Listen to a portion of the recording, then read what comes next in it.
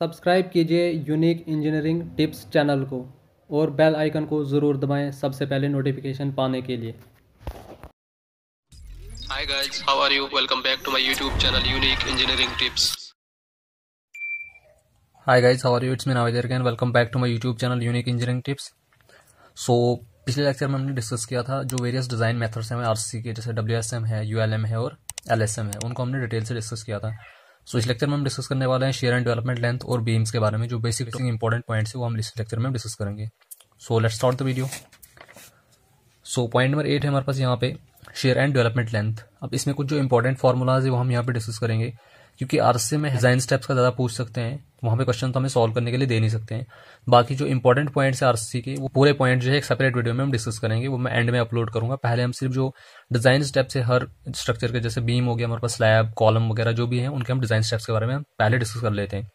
So first हमारे पास यहाँ पे आता है शेयर एंड डेवलपमेंट लेंथ। इसमें इंपॉर्टेंट फार्मूलाज ये है कि शेयर फोर्स निकालने का फार्मूला हमारे पास क्या होता है, share load upon area. Share load को पीवी से भी डिनोट करते हैं, डिवाइडेड बाय एरिया हो गया B into D, B width और डी डेप्थ बीम की, चाहे स्लैब की। अब शेयर एनफोर्समेंट हम दोनों में प्रोवाइड कर सकते हैं, बीम में भी प्रोवाइड करते हैं या स्लैब में भी प्रोवाइड करते हैं, वो सिचुएशन पे डिपेंड करता है किसके लिए हमें क्वेश्चन पूछा होगा वहां पे। Shear strength of concrete generally depends on the two things. अब शेयर स्ट्रेंथ को हम किससे डिनोट करते हैं, टीसी से डिनोट करते हैं। ये ग्रेड ऑफ कंक्रीट पे डिपेंड करती है और परसेंटेज ऑफ स्टील, कि कौन सा ग्रेड ऑफ कंक्रीट हम यूज कर रहे हैं टू मेक द बीम और द स्लैब, और दूसरा कितना परसेंट स्टील हम उसमें जो है यूज कर रहे हैं। Maximum shear strength of concrete, जिसको हम टाउसी मैक्स से डिनोट करते हैं, वो डिपेंड करता है ग्रेड ऑफ कंक्रीट पे। तो ये इनके लिए स्टैंडर्ड वैल्यूज होती है, जैसे M20 के लिए 1.8 होती है। तो इसके लिए हमारे पास जो ये स्टैंडर्ड वैल्यूज होती है as per Indian standard code 456/2000, हर ग्रेड के लिए अलग अलग इसने टाउसी मैक्स की वैल्यूज दी हुई है। नेक्स्ट इसमें आता है हमारे पास स्पेसिंग ऑफ स्टिरप्स। अब stirrup 0.87 FY ASV upon 0.4 B। अब FY यहाँ पे हमारे पास जो यील्ड स्ट्रेंथ, जैसे हमारे पास कंक्रीट की कैरेक्टरिस्टिक कंप्रेसिव स्ट्रेंथ होती है, वैसे स्टील की यील्ड स्ट्रेंथ होती है। अब वो डिपेंड करता है ग्रेड ऑफ स्टील कौन सा है। तो उसके बाद जो है ASV का मतलब होता है यहाँ पे area of vertical share steps, जो हम प्रोवाइड कर रहे हैं 0.4 इंटू बी यहाँ पे हमारे पास हो गया विड्थ। अब अब स्पेसिंग किस किस की लीस्ट होनी चाहिए, it should be least of 0.75 into D या 300 mm, या फिर कैलकुलेटेड जो हम यहाँ से निकालेंगे। इन तीनों में से जो मिनिमम आएगी उसकी लिस्ट जो आएगी वो हमें स्पेसिंग लेनी है।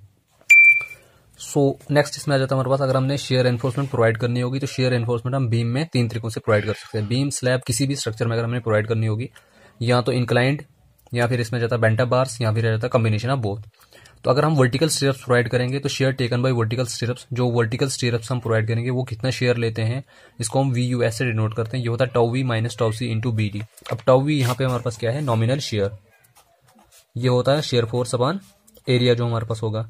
अब शेयर फोर्स V, जो मैंने अभी आपको यहाँ पे पिछले स्टेप में बताया, तो शेयर फोर्स हम कैसे निकालते हैं, शेयर लोड अपॉन एरिया जो होगा, यहाँ से हम शेयर फोर्स V को फाइंड आउट कर सकते हैं। शेयर फोर्स निकल गया तो हम नॉमिनल शेयर स्ट्रेस आराम से यहाँ से निकाल सकते हैं, क्योंकि नॉमिनल शेयर स्ट्रेस होता है V upon A, shear force upon area, जो भी स्ट्रक्चर होगा, whether it's a beam, whether it's a slab. तो shear taken by bent up bars, अगर हम इसको बेंटा बार्स की फॉर्म में प्रोवाइड करेंगे तो VUS1 ये होता है 0.87 FY ASV साइन अल्फा। तो इससे हम यहाँ से हम फाइंड आउट कर सकते हैं कि बेंटा बार जो है वो कितना शेयर लेते हैं। यहाँ पे अगर हम देखेंगे स्पेसिंग ऑफ वर्टिकल स्टिरप्स, अगर हमने वर्टिकल स्टिरप्स में स्पेसिंग प्रोवाइड करनी होगी तो उसके लिए हमारे पास फॉर्मूला क्या है, 0.87 FY ASV D upon VUS। सारी चीजें इसमें आपको पता है। 0.87 ये तो कांस्टेंट है, FY यील्ड हो गया, जो हमारे पास यील्ड होगा स्टील का, ASV area vertical stirrups, D होगा डायमीटर इसका, और VUS जो हमने अभी यहाँ पे हमने ऊपर जो फाइंड आउट किया, share taken bye vertical stirrups. अब हम देखते हैं अगर हमने ये निकालना होगा कि बेंटा बार्स ने कितना शेयर लिया, उनके लिए अगर हम देखेंगे share taken by bent up bars, तो हमने ऑलरेडी ऊपर निकाल दिया। अब उनके लिए अगर हमने स्पेसिंग निकालनी होगी, बेंटा बार्स के लिए हमने स्पेसिंग निकालनी होगी, तो हम कैसे निकाल सकते हैं, 0.87 FY ASV D upon VUS1। Obvious सी बात है। अब इसके लिए क्या था हमारे पास, VUS था, क्योंकि share taken bye vertical stirrups क्या था, VUS था। तो VUS1 क्या था, share taken by bent up bars. तो स्पेसिंग जो हम बेंटा बार्स की निकालेंगे तो वो इसी से डिवाइड करेंगे, तो यहाँ से हमारे पास निकल जाएगा स्पेसिंग फॉर जो बेंटा बार्स होंगे। उसके बाद जो नेक्स्ट टॉपिक इसमें जाता है हमारे पास, नेक्स्ट पॉइंट है इसमें डेवलपमेंट लेंथ को हम कैसे फाइंड आउट करते हैं। तो डेवलपमेंट लेंथ इसको हम LD से डिनोट करते हैं। इसके लिए फॉर्मूला होता है हमारे पास 0.87 FY अपॉन 4 टाउ BD, या तो हम इसको phi sigma ST upon 4 tau BD से फाइंड आउट कर सकते हैं। अब यहाँ BD हमारे पास क्या होता है, बॉन्ड स्ट्रेस होता है। इसके लिए भी हमारे पास इंडियन स्टैंडर्ड कोड ने अलग अलग वैल्यूज दी हुई है, अलग अलग स्टील के ग्रेड के लिए। अगर हमने चेक करना होगा डेवलपमेंट लेंथ के लिए, इसके LD हमारे पास जो डेवलपमेंट लेंथ है वो इस मतलब ये चीज जो हम कैलकुलेट करेंगे 1.3 M1 divided by VU plus L0, ये इससे बड़ी होनी चाहिए या इसके बराबर ऑलमोस्ट होनी चाहिए, तब हमारे पास जो डेवलपमेंट लेंथ है वो सेटिस्फाइड है। उसके बाद नेक्स्ट इसमें जाता है हमारे पास, अगर हमने एनकरेज, अब यहाँ पे ये L0 है, ये एनकरेज लेंथ होती है। सो जो हमारे पास बार होता था उसको स्लिप से बचाने के लिए हम क्या करते थे, उसको एंड से बैंड अप कर देते थे। तो ये एनकरेज लेंथ वही है। अगर हम उसके पास इसको 45 डिग्री पे बैंड करते तब हमारे पास एक्स्ट्रा कितनी लेंथ हमने करनी होती थी, 4-5। अगर इसको 90 डिग्री पे बैंड करते तब हमारे पास 8-5 होती थी। अगर 180 पे हमारे पास कितना होता था, 16-5 होता था।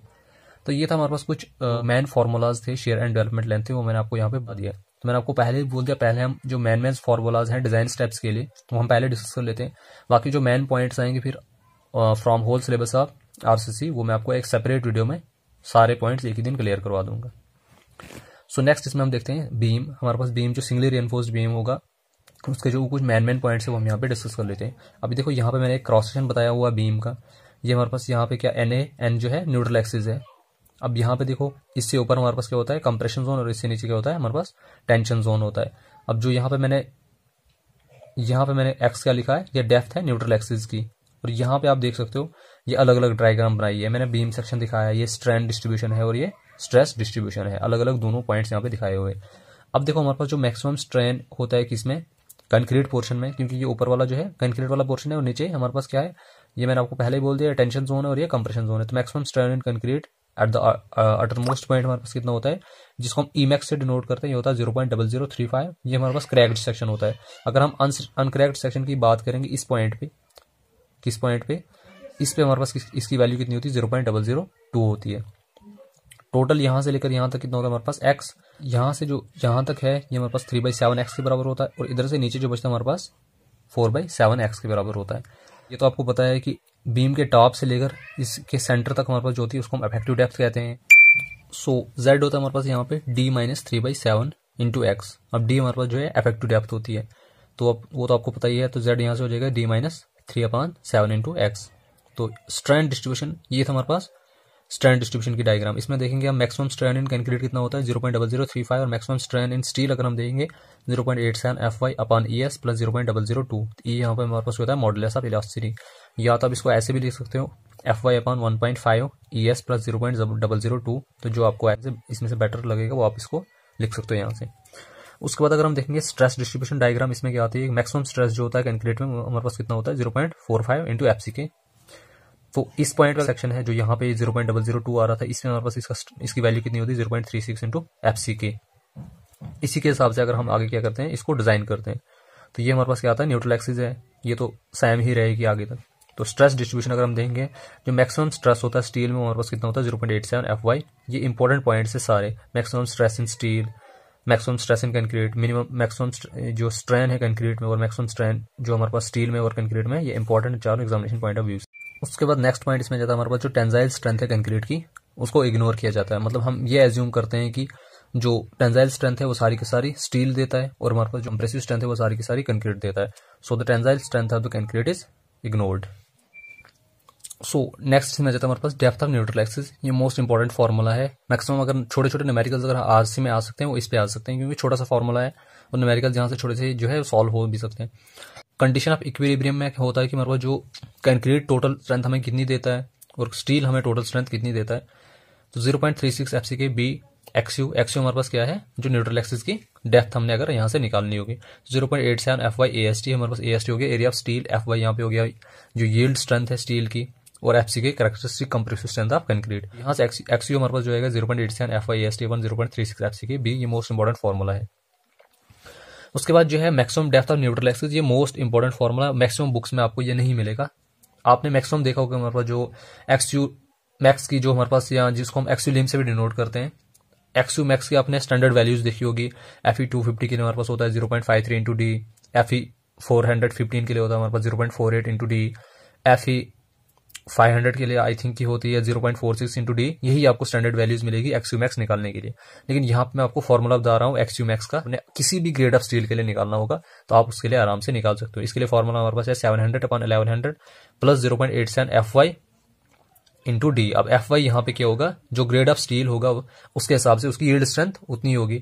अब 415 के लिए 415 न्यूटन पर एम स्क्वायर होगा, 250 के लिए 250 न्यूटन पर एम स्क्वायर होगा, 500 के लिए 500 न्यूटन पर एम स्क्वायर होगा, 550 के लिए हो गया 550 न्यूटन पर एम स्क्वायर। उस हिसाब से आप उसके लिए एक्स मैक्स की वैल्यू फाइंड आउट कर सकते हो। This is the most important formula to find the maximum depth of the neutral axis.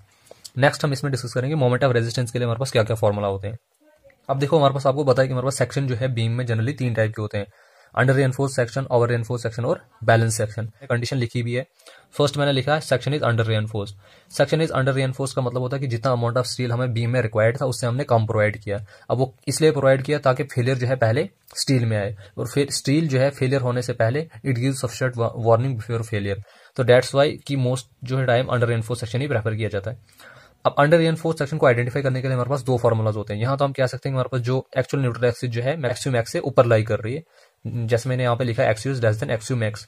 या फिर अगर हमारे पास एम यू लिम जो होगा ग्रेटर देन होगा एम यू, मतलब जो लिमिटिंग मोमेंट ऑफ रेजिस्टेंस होगा वो ग्रेटर देन होगा जो एम यू होगा, सिंपल मोमेंट है, तो तब हम कह सकते हैं हमारे पास सेक्शन अंडर रेनफोर्स है। 2 कंडीशन से आप इसको आइडेंटिफाई कर सकते हो। उसके लिए आपको मोमेंट निकालने का फॉर्मूला हमारे पास है 0.36 FC K B X U D minus 0.42 X U R, या इस केस में आप ये फॉर्मूला भी लगा सकते हो 0.87 F Y A S T D minus 0.42 X U. दोनों फार्मूलाज को लगा के आप क्या कर सकते हो, यहां से मोमेंट निकाल सकते हो अंडर रेनफोर्स्ड के केस में। आपने मैक्सिमम देखो कि कुछ बुक्स में आपको ये फॉर्मूला दिखाया होगा और कुछ बुक्स में आपको ये फॉर्मूला दिखाया होगा मोमेंट निकालने का, तो इसमें आप कंफ्यूज होने की कोई जरूरत नहीं। आप दोनों में से कोई भी फॉर्मूला लगा सकते हो, आपको वैल्यू सेम ही आएगा। मैं आपको 100% श्योरिटी देता हूँ। अब यहाँ पे मैं न्यूमेरिकल सॉल्व नहीं करवा सकता हूँ। अगर फिर भी आप में से कोई चाहता है कि मैं न्यूमेरिकल सॉल्व करके दिखाऊं इस क्वेश्चन के रिलेटेड, तो मुझे कमेंट सेक्शन में पूछ सकता है। मैं उसके रिलेटेड आपको न्यूमेरिकल सॉल्व करके ये प्रूव करके दिखा सकता हूं कि दोनों से आपको मोमेंट सेम ही आएगा। Whether you will use this formula और you will use this formula, you will get the same value of moment in both the cases. अब दूसरा केस है आपके पास सेक्शन बैलेंस्ड है। अब सेक्शन बैलेंस्ड कब हमें आइडेंटिफाई हो सकता है, जब जो हमारे पास एक्चुअल न्यूट्रल एक्सिस जो होगी वो मैक्सिमम न्यूट्रल एक्सिस के बराबर होगी, या फिर हमारा जो हमारे पास लिमिटिंग मोमेंट होगी वो सिंपल मोमेंट के बराबर होगी, तो then the section is balanced. अब भी आप कोई भी फॉर्मूला लगा सकते हो। तो नेक्स्ट हमारे पास जाता है अगर हमारे पास सेक्शन ओवर रेनफोर्स्ड होगा। ओवर रेनफोर्स्ड का मतलब होता है कि जितना अमाउंट ऑफ स्टील रिक्वायर्ड था उससे ज्यादा हमने बीम में प्रोवाइड कर दिया, तो that section is known as over reinforced section. तो इसको हम कैसे आइडेंटिफाई कर सकते हैं, हमारे पास जब जो एक्सयू होगा वो ग्रेटर देन होगा एक्सयू मैक्स, मतलब जो न्यूट्रल एक्सिस होगी बीम की वो टेंशन जोन में लाई करेगी, क्योंकि अब टेंशन जोन में स्टील होता है और ऊपर वाले जोन में कंक्रीट होता है, तो जिस साइड स्टील ज्यादा होगा तो ऑब्वियसली हमारी एक्चुअल न्यूट्रल एक्सिस वहां की तरफ शिफ्ट हो जाएगी। अब एक्सयू मैक्स जो है ये तो बैलेंस, ये तो न्यूट्रल एक्सिस जो सेंटर में है ये थोड़ी चेंज होगी, चेंज हमारी एक्सयू होती रहती है। तो एम इसके लिए फॉर्मूला हमारे पास 0.36 F C K x u max into B D minus 0.42 x u max, या 0.87 F Y S T D minus 0.42 x u max. अब देखो, अब आप कह सकते हैं कि यहाँ पे इस फॉर्मूले और इस फॉर्मूले में डिफरेंस क्या रहा। There is only one difference between under reinforce section and over reinforce section के केस में। जब हम अंडर रेनफोर्स सेक्शन के लिए मोमेंट निकालेंगे तो यहाँ पे हमने क्या यूज करना है, एक्सयू यूज करना हो, और जब हम ओवर रेनफोर्स सेक्शन के केस में इसको सॉल्व करेंगे तब हमने एक्सयू मैक्स यूज करना हो। This is the only difference between under reinforce section and over reinforce section two find the moment for both the cases. तो ये इंपॉर्टेंट पॉइंट है। बाकी बैलेंस सेक्शन के लिए तो आप कोई भी यूज कर सकते हो, क्योंकि बैलेंस बैलेंस्ड है, जितना आपने स्टील रिक्वायर्ड था उतना ही आपने प्रोवाइड किया, और हमारी न्यूट्रल एक्सिस जो है एक्चुअल न्यूट्रल एक्सिस से और मैक्सिमम न्यूट्रल एक्सिस आपस से कोइंसाइड कर रही है, तब तो कोई भी फॉर्मूला आप लगा सकते हो। लेकिन यहाँ पे क्वेश्चन अराइज होता था अंडर रेनफोर्स सेक्शन के लिए और ओवर रेनफोर्स सेक्शन के लिए, तो वहां के लिए आपको मैंने बोल दिया दोनों के सेम फॉर्मूला है, लेकिन डिफरेंस इसमें यह है कि यहाँ पे एक्सयू की वैल्यू आपने पुट करनी है और यहाँ पे एक्सयू मैक्स की वैल्यू पुट करनी है। आई होप कि ये चीज आपको यहाँ तक क्लियर होगी। नेक्स्ट हम यहाँ पे डिस्कस करेंगे अगर आपके पास बीम जो है डबली रेनफोर्स्ड बीम होगा। डबली रेनफोर्स्ड बीम का मतलब होता है कि आपने क्या कर दिया, कंप्रेशन जोन में भी रेनफोर्समेंट प्रोवाइड कर दी और टेंशन जोन में भी रेनफोर्समेंट प्रोवाइड कर दी। ये चीजें तो आपको पहले ही पता है। तो उस केस में हम क्या कर सकते हैं, हमारे पास बीम जो है डबली रेनफोर्स्ड बीम होगा। और अब बीम डबली रेनफोर्स्ड कब हो सकता है, जब एमयू ग्रेटर देन होगा लिमिटिंग मोमेंट ऑफ रेजिस्टेंस।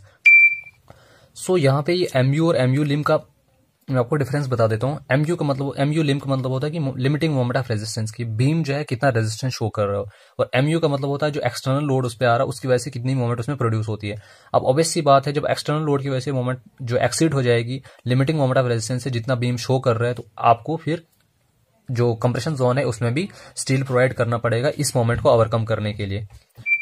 सो यहाँ पे हमारे पास एमयू क्या हो जाएगा कि जो टोटल मोमेंट प्रोड्यूस होगी due to the external load हो जाएगी MU1 और प्लस MU2। अब MU हमारे पास यहाँ पे क्या हो जाती है, MU लिम प्लस MU2। तो यहाँ पे हम कह सकते हैं कि हमारे पास जो MU1 है वो लिमिटिंग मोमेंट ऑफ रेजिस्टेंस के बराबर ही होती है। सो यहाँ से हमारे पास mu2 की वैल्यू क्या हो जाएगी, mu में से हम mu को माइनस कर देंगे तो यहाँ से हम mu2 की वैल्यू निकाल सकते हैं। अब यहाँ पे xu जो डेप्थ ऑफ न्यूट्रल एक्सिस, यहाँ पे निकालने का फॉर्मूला क्या है 0.87 FY/ST upon 0.36 FCK B Sam, जैसे हमारे पास जो सिंगली रेनफोर्स्ड बीम के केस में था।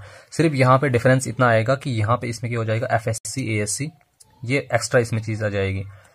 अब FSC यहाँ पे हमारे पास क्या है, effective depth from compression zone से हमारे पास क्या आएगा, डेट इज FSC, और ASC का मतलब होता है कि area of steel in compression zone हमारे पास है, बाकी सेम है।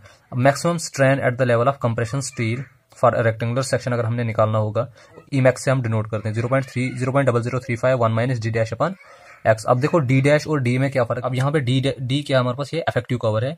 इस जो टेंशन स्टील है इसके सेंटर से लेकर बीम के एंड तक जो डिफरेंस है डेट इज डी। अब जब हम स्टील कंप्रेशन जोन में भी प्रोवाइड करेंगे, यहाँ पे मैं स्टील प्रोवाइड करूंगा तो इस बीम के टॉप से लेकर जो इसके सेंटर तक होगा जो स्टील हमने कंप्रेशन जोन में प्रोवाइड किया होगा, तो डेट इज डी डैश। ये चीज तो आपको ऑलरेडी पता होगी। We can say that simply कि डी डैश जो है effective cover in compression zone और डी है हमारे पास simply effective cover in tension zone. तो यहां से हम mu की वैल्यू अगर हमने निकालने की कितनी मोमेंट प्रोड्यूस होती है due to the external load की वजह से 0.36 FCK B XU D minus 0.42 XU plus FSC ASC extra चीज इसमें आ जाएगी। बाकी फॉर्मूला सेम वही है, यहां से आप इसको टैली कर सकते हो, यहां तक फॉर्मूला सेम है, सिर्फ यहाँ पे डिफरेंस क्या होगा FSC ASC D minus D dash. यहां से हम इस चीज को सॉल्व करके हम मोमेंट जो है इस पे निकाल सकते हैं, डबली रेनफोर्स्ड बीम में कितनी मोमेंट प्रोड्यूस हो रही है। अब AST1 एरिया ऑफ स्टॉर्म यहां से निकाल सकते हैं। यहाँ पे हमारे पास एक्चुअली दो AST होंगे, AST1 और AST2 होंगे। अब AST1 है एक के लिए हमारे पास जो फर्स्ट है AST1 हम कैसे निकाल सकते हैं, mu लिम जो लिमिटिंग मोमेंट ऑफ रेजिस्टेंस होगा divided by 0.87 FD minus 0.42 XU max, और AST2 हम निकाल सकते हैं जो सेकंड मोमेंट होगी mu2 होगी, उससे हम AST2 की वैल्यू निकाल सकते हैं 0.87 FD माइनस D डैश। अब ASC यहाँ पे क्या है, area of steel in compression zone, तो mu2 जो हमारा हम निकालेंगे FSC D minus D dash. So ये था हमारे पास कुछ brief introduction about shear and development length beam के बारे में। हमने सिंगली रेनफोर्स्ड बीम के बारे में पढ़ा और डबली रेनफोर्स्ड बीम के बारे में पढ़ा। नेक्स्ट हम इनके डिजाइन के बारे में पढ़ते हैं। होप कि आपको यहाँ तक ये चीज़ क्लियर हो गई होगी। अगर आपको फिर भी कोई डाउट है तो you can ask me in the comment section. So अगर आपको वीडियो पसंद आई तो वीडियो को लाइक कीजिए, शेयर कीजिए, कमेंट कीजिए और चैनल को सब्सक्राइब जरूर कीजिए और मेरी वीडियोस को अपने दोस्तों के साथ जरूर शेयर कीजिए। So thank you so much. ये वीडियो पसंद आई होगी तो वीडियो को लाइक कीजिए, शेयर कीजिए, कमेंट कीजिए और चैनल को सब्सक्राइब करना ना भूलें और प्लीज़ बेल आइकन जरूर दबाएं ताकि जब भी मैं नई वीडियो अपलोड करूँ